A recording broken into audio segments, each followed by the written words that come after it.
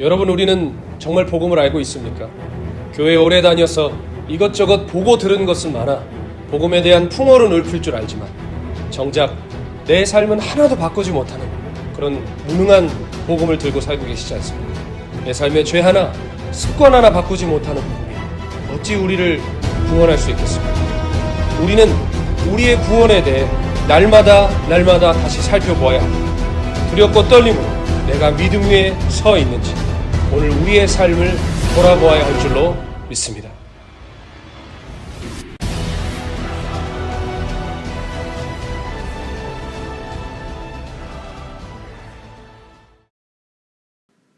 할렐루야, 사랑하는 성도님들 반갑습니다. 오늘부터 여러분과 함께 4번의 시간에 걸쳐서 복음 강론이라는 주제로 하나님 나라의 복음을 잠시 나눠보려고 합니다. 우주보다 더 큰 하나님의 마음이 담겨있는 복음을 미디어로, 그것도 사회밖에 걸치지 않은 시간에 나눈다는 것이 쉽지 않은 일이겠지만 주님이 주신 마음 있는 그대로 여러분과 함께 나눌 때 저의 말 몇 마디와 주어진 시간의 능력이 있는 것이 아니라 하나님의 복음이 우리의 심령과 삶을 아름답게 변화시키는 귀한 시간 될 줄로 믿습니다.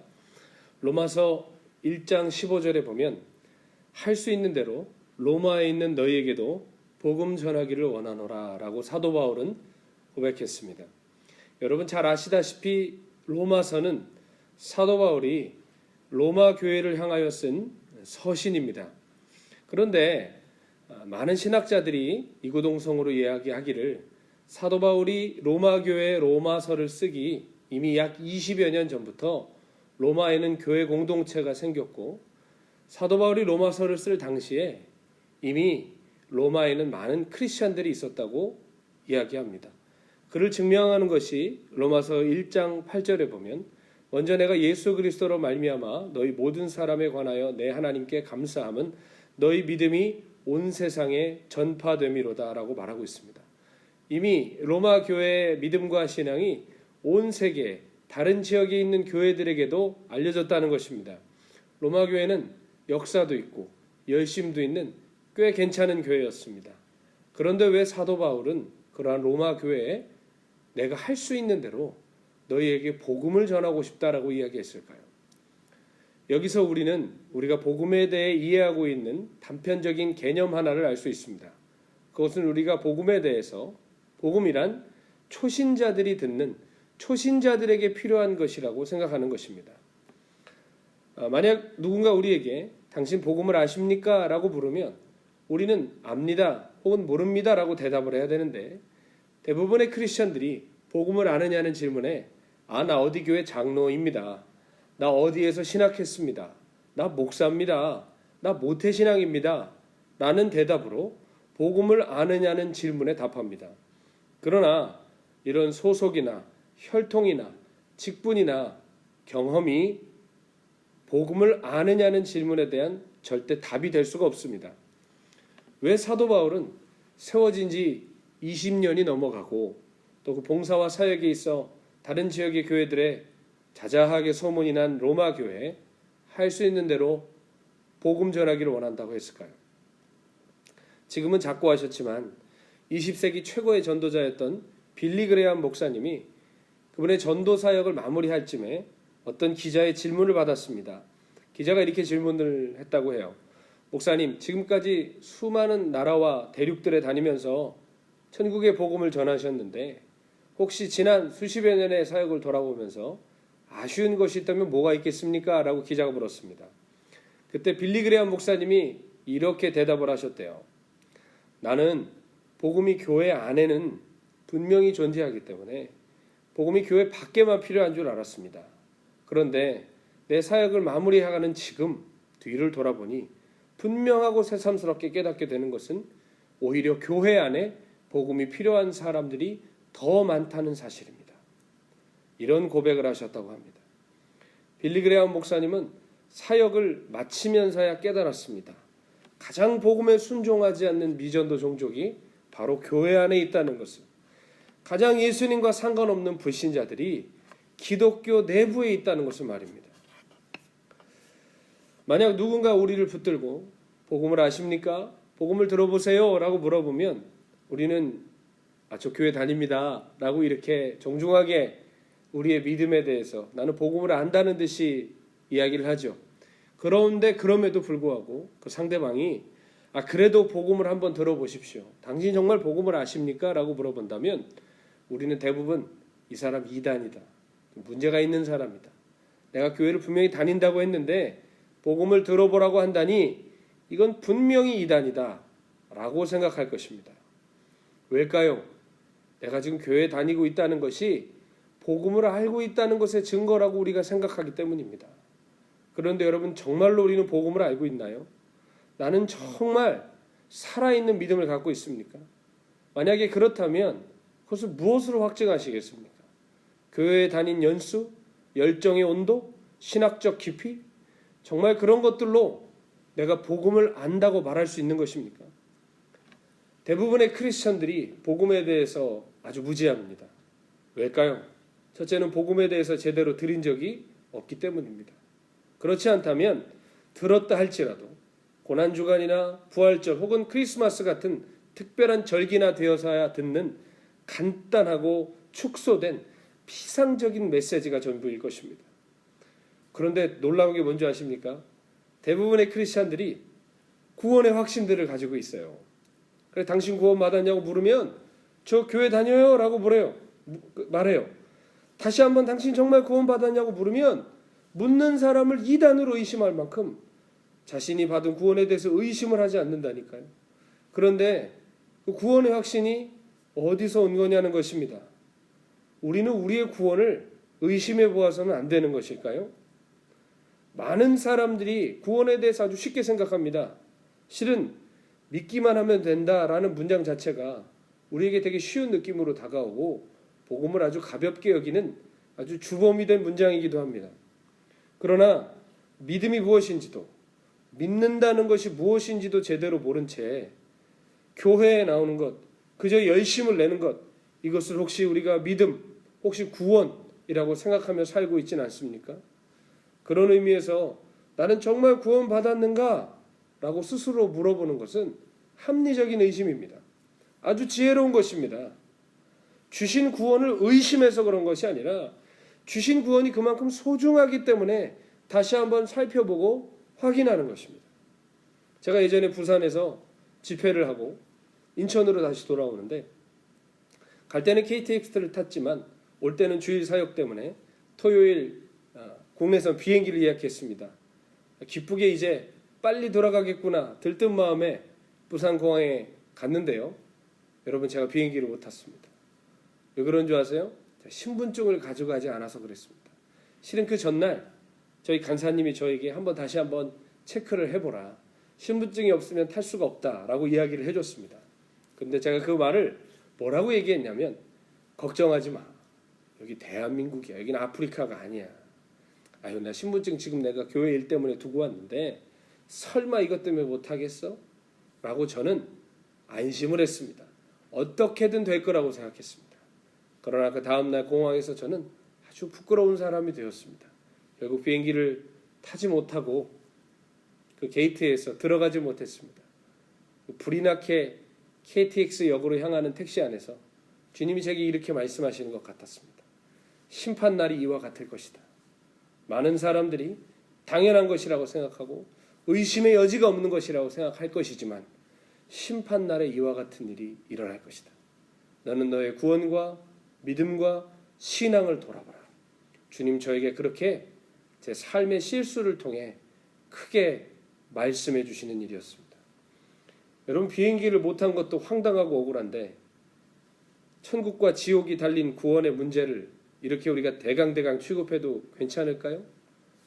확인도 해보지 않고 구원받은 셈치고 이렇게 담대하게 살아가도 괜찮은 것일까요? 많은 사람들이 제가 그 비행기 탈 때 그랬듯이 어디서 나오는지 모르지만 참 대담하게 신앙생활을 하고 있는 것 같습니다. 가정 위에, 살얼음판 같은 가정 위에 자기의 믿음을 세워놓는데요. 가정 위에 세운 믿음이라는 것이 무엇이냐? 확실하지 않은데 그런 셈 치고 산다는 겁니다. 구원받지 않았는데 구원받은 셈 치고요. 믿고 있지 않은데 믿는 셈 치고 사는 것입니다. 이런 위험한 일이 어디 있겠습니까? 여러분, 집 사고 땅 사실 때 등기부등본 확인해 보지 않고 사는 사람이 어디 있습니까? 저당 잡힌 땅인지 압류된 것인지 확인해 보고 사지 않습니까? 하물며 우리의 영혼을 결정하는 신앙의 영역을 받은 셈 치고 믿는 셈 쳐서야 되겠습니까? 여러분, 우리의 신앙이 이렇게 어설픈 가정 위에 세워져 있는 몇 가지 이유가 있습니다. 구원받았다고 생각하게 하는 몇 가지 착각이 있다는 것이죠. 첫째, 교회를 출석하면 내가 예수를 믿고 있다는 생각입니다. 교회 다니니 구원받았다는 것이죠. 여러분, 이것은 심각한 오류입니다. 교회 다녀도 지옥 갈 사람이 너무나 많습니다. 교회를 다니면서도 믿고 있지 않는 사람들이 너무나 많습니다. 두 번째, 교회에서 요구하는 예배, 봉사, 충성, 헌금, 심지어 단기 선교까지 충성과 열심을 내면 그게 신앙이라고 생각합니다. 그것이 구원의 증거라고 생각합니다. 그러나 절대로 그렇지 않았습니다. 예수님의 십자가에 못 박았던 유대인은 하나님을 향해 누구보다 뜨거웠던 사람들입니다. 행위에 있어서는 따라갈 수가 없는 사람들이었습니다. 그러나 로마서는 말합니다. 그들이 자기의 의를 하나님의 의보다 더 높여서 결국엔 하나님의 의를 대적하는 사람들이 되었다고 했습니다. 여러분, 우리의 열심이 우리의 신앙, 우리의 구원을 보장해 주는 것이 아닙니다. 세 번째, 아직 회심하지 않은 사람들에게 구원의 확신 먼저 가르쳤습니다. 제자 양육을 한다든지 혹은 사형리 기도문을 따라하게 한다든지 이러한 것들로 우리가 너무 쉽게 구원의 확신을 가르치는 겁니다. 당신 구원받았다고 얘기해 주는 겁니다. 여러분, 우리가 영접 기도를 따라하든지 제자훈련 속에 나와 있는 여러 가지 신앙 고백들, 결신 기도를 따라하든지 간에 그 안에서 꼭 빠지지 않는 내용이 무엇이죠? 예수님의 구원에 관한 것입니다. 예수님이 하나님의 아들이시고 구원자이시고 나를 위해 죽으셨다 라는 이 놀라운 사실 우리가 고백하곤 하지만 여러분, 그 사실은요, 귀신들, 마귀들도 알고 있는 것입니다. 야고보서 2장 19절에 보면 네가 하나님은 한 분이신 줄을 믿느냐? 잘 아는도다. 귀신들도 믿고 떠느니라 말씀하셨습니다. 복음서에 봐도 예수님께서 귀신을 쫓아내실 때 예수님이 그리스도이심을, 구원자이심을 귀신들은 진짜 귀신같이 알고 있었습니다. 그러나 그것을 알고 입으로 말한다고 하여서 그게 구원의 증거가 될 수는 없는 것입니다. 그게 구원의 증거라면 귀신들도 마귀들도 구원받는 것입니다. 실상 여러분, 우리가 이렇게 잘못된 기초 위에, 가정 위에 우리의 구원이 서 있지 않습니까? 우리가 그 어설픈 살얼음판 같은 믿음의 기초 위에 너무도 담대하게 서 있지 않습니까?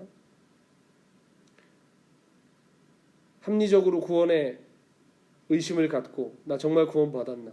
나 천국 갈 수 있나? 제가 이렇게 자라날 때, 저는 모태신앙이거든요. 자라나면서 의심해 본 적이 있습니다. 그때 주변에 있는 분들이 벌떼처럼 달려들어서 저를 걱정해 주시더군요. 그러면서 저를 몰아가는 거예요.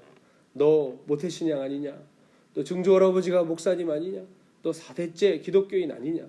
예수님 널 위해 죽으신 거 모르냐? 예수님이 너의 죄 씻어주신 거 모르냐?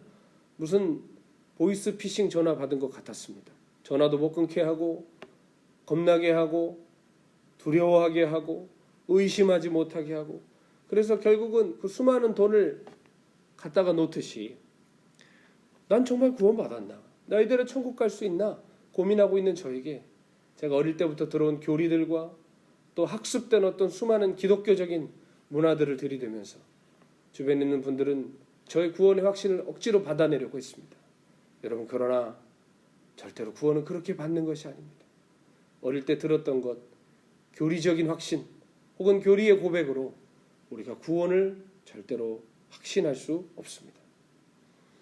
이렇게 우리가 잘못된 신앙의 기초 위에 서 있으니까 어떻게 될까요? 신앙에 아무런 능력이 없습니다. 교회는 다니지만 마음에 감격이 없고 하나님 살아계신 거 모르며 삽니다. 떠나자니 찝찝하고 따르자니 미치겠는 회색지대에 앉아서 살아가는 그러한 능력 없는 기독교인이 될 수밖에 없습니다. 둘째, 잘못된 삶의 열매를 맺습니다. 진리를 따르지 않으므로 육신의 열매를 맺고 삽니다. 무슨 짓을 해도 구원받고 죽어서 천당 간다니 말 그대로 무슨 짓이든 하는 겁니다. 자기 마음대로 살다가 마지막에 목사님이 와서 임종예배 드려주면 그래 천국 간다고 착각하는, 구원은 따는 당상이라고 생각하며 살아가는 범죄자들이 너무나 많습니다. 복음을 모르기 때문에, 믿은 적이 없기 때문에 잘못된 삶의 열매를 맺는 것입니다. 세 번째, 이단에 빠집니다. 진리를 갈급해하고 말씀을 배우고 싶은데 교회 안에서는 가르쳐주지 않습니다. 뭔가를 의심하면 믿음 없다고 얘기합니다. 그러다 보니 이 이단들의 마수에 빠지기가 쉽죠. 지금 수많은 젊은이들과 엄청난 예전에 정통교회를 다니던 사람들이 신천지에 하나님의 교회 이단에 빠져 허우적거리고 있습니다. 그들은 원래부터 그렇게 멸망하기 위해 태어났기 때문에 그럴까요? 우리의 잘못이라고 생각해 보지 않았습니까? 교회의 과오라고 생각해 보진 않았습니까? 우리가 얼마나 어설픈 기초 위에 신앙생활을 하고 있는지 돌아봐야 합니다. 그리고 마지막으로 우리가 복음을 모르고 살아가면, 잘못된 기초 위에 서서 살아가면 어떻게 될까요? 지옥에서 영원한 심판을 받습니다. 마태복음 7장 21절은 나더러 주여 주여 하는 자마다 다 천국에 들어갈 것이 아니오 오직 하늘에 계신 내 아버지의 뜻대로 행하는 자라야 들어가리라 말씀하셨습니다. 믿는다고 생각했는데 믿어본 적이 없는 겁니다. 구원받았다고 생각했는데 하나님이 모르시는 사람인 것입니다. 여러분, 나는 정말 믿고 있습니까? 나는 정말 구원받았습니까? 이대로 정말 하나님 나라에 들어갈 수 있겠습니까? 여러분, 우리는 반드시 복음을 듣고 복음을 믿고 복음을 살아내야 합니다. 복음은 구성지게 잘 갖추어진 설교 한 편이 아닙니다. 그렇다고 몇 박 며칠을 풀어내야만 깨닫는, 특별한 사람만 깨닫는 프로그램도 아닙니다. 복음은 단순한 것입니다. 그러나 거기에 모든 것이 다 들어있습니다. 로마서 1장 17절에는 복음에는 하나님의 의가 나타난다고 그랬죠. 하나님의 의가 나타난다는 것은 복음 안에 하나님의 능력과 지혜와 우리를 붙드시는 은혜와 우리를 천국 갈 수 있도록 인도하시는 사랑과 모든 조치가 다 들어있다는 것입니다. 우리를 구원하는 능력이, 구원받은 자답게 살게 하는 능력이, 구원받은 자를 끝까지 천국으로 인도해 주시는 모든 능력이 복음 안에 다 담겨 있다는 것입니다. 그러므로 복음은 참으로 그것을 믿는 자에게 구원을 주시는 하나님의 능력이 되는 것입니다. 로마서 1장 16절에도 내가 복음을 부끄러워하지 아니하노니 이 복음은 모든 믿는 자에게 구원을 주시는 하나님의 능력이 됨이라 라고 말씀하셨습니다. 복음은 이토록 놀라운 능력을 가지고 있습니다. 그러나 우리가 복음을 제대로 알지 못합니다. 제대로 알지 못하니 제대로 믿지를 못합니다. 그러니 어떻게 될까요? 교회는 다니는데 잘못된 신앙의 기초 위에 서서 내가 내 삶의 주인이 되어 마귀의 종노릇을 하며 살아가는 것입니다. 그러므로 우리는 반드시 복음을 알아야 됩니다. 알되 바로 알고 바로 믿어야 합니다. 그래야만 바르게 살아갈 수 있습니다.